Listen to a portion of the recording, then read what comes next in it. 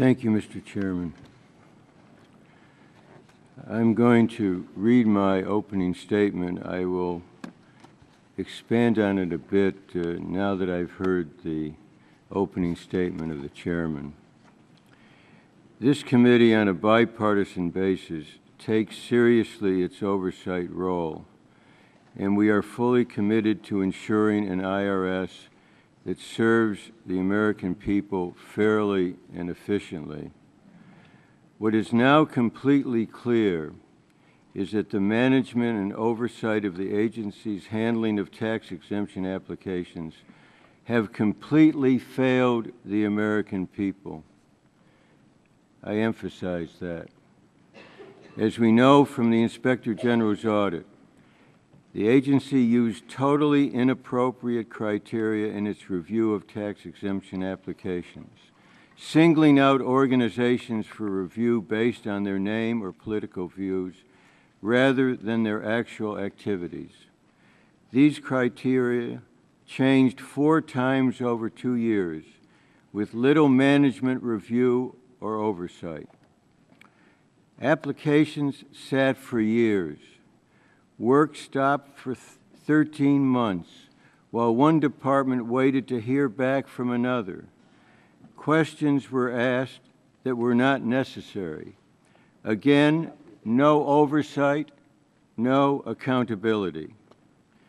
All of us are angry at this on behalf of the nation, and we are determined to get answers to our questions about how this happened to ensure that it does not happen again. Finally, throughout this time, the IRS leadership has demonstrated a total disregard for the oversight role of the Congress and this committee. Former IRS Commissioner Schulman testified in front of us in March 2012 and said that, in quotes, no targeting, end of quotes, was going on. 2 months later, he was briefed on the IG's investigation and was fully informed that indeed singling out by name had occurred on his watch. He had an obligation to return to this committee and set the record straight. So did Mr. Miller. Neither fulfilled their obligations. A little more than a week ago, Lois Lerner was in front of our Oversight Subcommittee. She serves as the director of the Exempt Organization Division, and she has been directly involved in this matter. Yet she failed to disclose what she knew to this committee, choosing instead to do so at an ABA conference 2 days later. This is wholly unacceptable, and one of the reasons that we believe, and as I stated several days ago, Ms. Lerner should be relieved of her duties. Chairman Camp and I put together this hearing on a bipartisan basis to get the facts. We must seek the truth, not political gain. And I just want to add in that regard, Mr. Camp has said, listening to the nightly news, this appears to be just the latest example of a culture of cover-ups and political intimidation in this administration.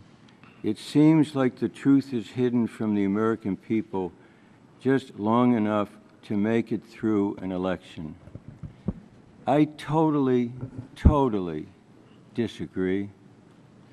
If this hearing becomes essentially a bootstrap to continue the campaign of 2012 and to prepare for 2014, we will be making a very, very serious mistake and indeed not meeting our obligation of trust to the American people.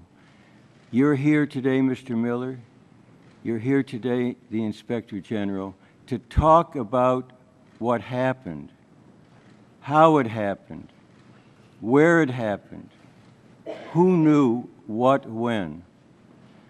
And if instead this hearing essentially becomes an effort to score political points, it will be a disregard of the duties of this committee. So I conclude with the sentence, we must seek the truth, not political gain. We look forward to full and forthcoming answers to our questions today.